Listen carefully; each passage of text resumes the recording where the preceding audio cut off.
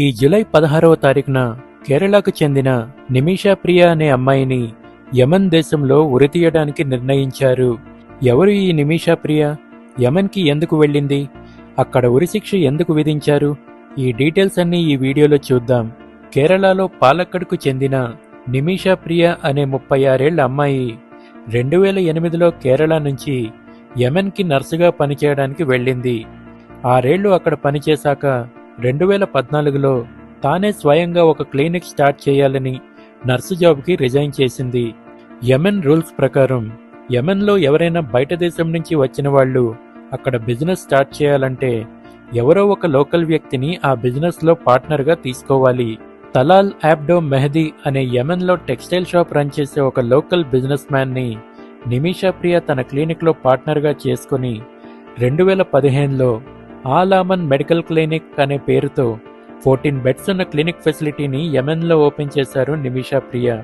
కానీ తరువాత తన బిజినెస్ పార్ట్నర్ అయిన తలాల్ తన క్లినిక్లో నుంచి డబ్బులు దొంగిలించడం, తన పాస్పోర్ట్ అండ్ అదర్ డాక్యుమెంట్స్ తీసుకొని తనను కొట్టడం, హెరాస్ చేయడం వంటివి చేసి ఇండియాలో ఉన్న తన ఫ్యామిలీతో కూడా ఆమెను మాట్లాడనివ్వకుండా చేసేవాడని తెలుస్తోంది. 2016లో తలాల్ మీద నిమిషా ప్రియ పోలీస్ కంప్లైంట్ ఇచ్చినా వాళ్ళు ఎటువంటి యాక్షన్ తీసుకోలేదు. తన పాస్పోర్ట్ అండ్ ఇతర డాక్యుమెంట్స్ ఎలాగైనా వెనక్కి తీసుకోవాలని 2017లో నిమిషా ప్రియ తలాల్కు మత్తుమందు ఇవ్వడంతో ఓవర్డోస్ అయి తలాల్ చనిపోయాడు. అప్పుడు నిమిషా ప్రియ యెమెన్లో తన ఫ్రెండ్ అయిన ఇంకో నర్స్ హెల్ప్ తీసుకొని తలాల్ బాడీని పార్ట్స్గా కట్ చేసి ఒక వాటర్ ట్యాంక్లో డిస్పోజ్ చేశారు. తరువాత తన పాస్పోర్ట్ అండ్ డాక్యుమెంట్స్తో Nimisha Priya Yemen Saudi Arabia border cross చేస్తూ ఉండగా యెమెన్ పోలీసులు 2017లో ఆమెను అరెస్ట్ చేశారు.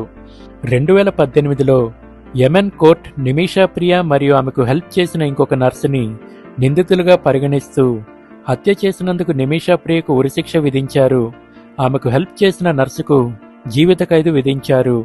తన కోర్ట్ ఇంటరాగేషన్ అంతా అరబిక్ లాంగ్వేజ్లో జరిగిందని, నిమిషా ప్రియకు అరబిక్ రాకపోయినా ఆమెకు ఒక ట్రాన్స్లేటర్ని కూడా ఇవ్వలేదని ఇక్కడ సుప్రీంకోర్టు లాయర్ అయిన సుభాష్ చంద్రన్ తెలిపారు. అందువల్ల సుభాష్ చంద్రన్ మరియు కొంతమంది సపోర్టర్స్ కోర్టులో ఇంకోసారి రీఇంటరాగేషన్ చేయాలని డిమాండ్ చేశారు.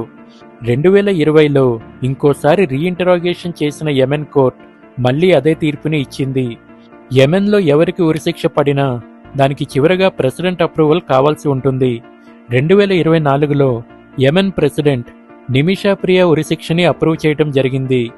నిమిషా ప్రియ ఫ్యామిలీ మెంబర్స్ ఈ ఉరిశిక్షను ఆపాలని యెమెన్లో అన్ని ప్రయత్నాలు చేస్తుండగా నిమిషా ప్రియ ఉరిశిక్షను ఆపటానికి ఇండియన్ గవర్నమెంట్ అన్ని విధాలా ప్రయత్నిస్తున్నట్టు తెలిపింది. ఇక్కడ చనిపోయిన తలాల్ యొక్క ఫ్యామిలీ మెంబర్స్ నిమిషా ప్రియను క్షమిస్తున్నామని యెమెన్ ప్రెసిడెంట్కి తెలియజేస్తే ఈ ఉరిశిక్ష ఆగే ఛాన్స్ ఉంది. నిమిషా ప్రియ ఫ్యామిలీ మెంబర్స్ తలాల్ ఫ్యామిలీకి కొంత డబ్బుని నష్టపరిహారంగా ఇచ్చి నిమిషా ప్రియను క్షమించి ఆమె ఉరిశిక్షను ఆపమని రిక్వెస్ట్ చేసినట్టు తెలుస్తోంది. కానీ ఇప్పటి వరకు ఆమె ఉరిశిక్ష ఆగిందా లేదా అనే దానిపై ఇన్ఫర్మేషన్ లేదు.